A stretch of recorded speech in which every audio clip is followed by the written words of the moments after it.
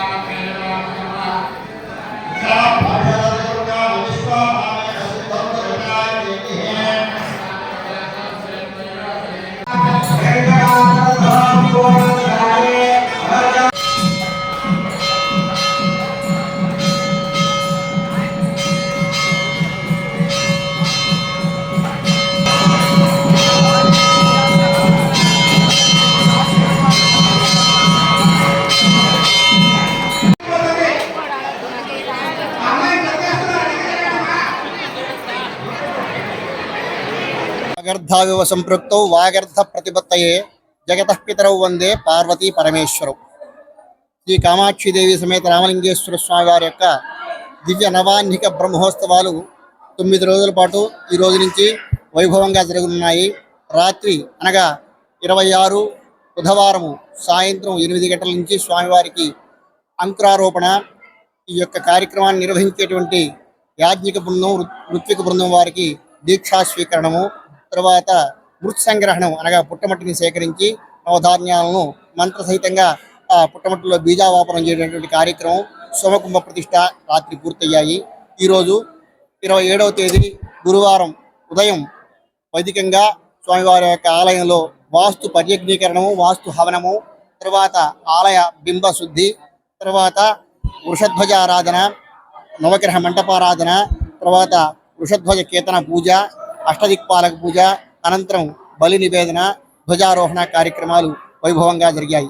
ఈ ధ్వజస్తంభంలో స్వామివారి యొక్క వాహనమైనటువంటి నందీశ్వరుణ్ణి, స్వామివారి యొక్క ధ్వజ చిహ్నమైనటువంటి నందీశ్వరుణ్ణి ఆరాధించి ఈ రోజు నుంచి ఆకాశంలో విహరించేటువంటి సమస్త దేవీ దేవతలకు, యక్ష కిన్నెర గంధర్వాదులకు స్వామివారి యొక్క కళ్యాణోత్సవానికి ఆహ్వానాన్ని తెలియజేస్తూ నందీశ్వరుడు ఈ రోజు నుంచి ధ్వజస్తంభం మీద కొలువు ఉండి ఆ దేవతలందరినీ కళ్యాణోత్సవం వరకు ఆహ్వానిస్తూ ఉంటారట. కాబట్టి ఆ ధ్వజస్తంభం మీద నందీశ్వరుని ఆవాహన చేసి ఆ ధ్వజపటం మీద స్వామివారికి ఆరాధన చేసి కుడిముద్దలు నివేదన చేసి ఆ ప్రసాదాన్ని సంతానార్థులుగా వచ్చినటువంటి సంతానం లేనటువంటి స్త్రీలందరికీ ప్రసాదంగా ఇవ్వడం జరిగింది.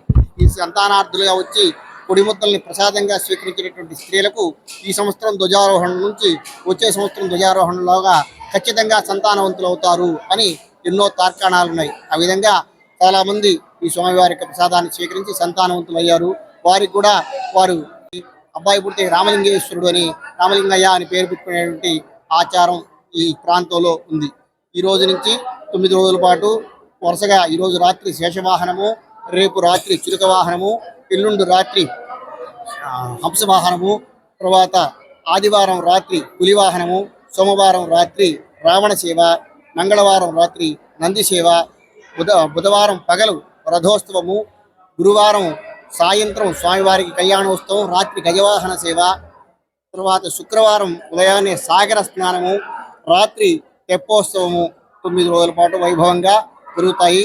ఆ తెల్లవారి తెప్పోత్సవం పూర్తయిన తర్వాత గుర్రం వాహనం, తిరిగి ఆలయం చేరుకోగానే ధ్వజ అవరోహణతో ఈ ఉత్సవాలు ముగుస్తాయి. కాబట్టి ఈ ప్రాంతంలో ఉన్నటువంటి భక్తులు లేకుండా ఈ చుట్టుపక్కల ప్రాంతాల్లో ఉన్నటువంటి ఇతర జిల్లాల్లో ఉన్నటువంటి భక్తులు కూడా వేలాదిగా తరలివచ్చి స్వామివారిని, అమ్మవారిని ఈ బ్రహ్మోత్సవాల్లో, కళ్యాణోత్సవాల్లో తిరిగించి స్వామివారి, అమ్మవారి యొక్క తీర్థ ప్రసాదం స్వీకరించి తరింతులగుదురని, వారి యొక్క పూర్వజన్మ సంచితమైనటువంటి పాపకర్మలంతా తొలగించుకుని వారి యొక్క ఇష్టపూర్వకమైనటువంటి కోరికలన్నీ తీర్చుకుంటారని, స్వామివారి యొక్క కృపకు పాత్రులవుతారని ప్రార్థిస్తూ ఉన్నాం.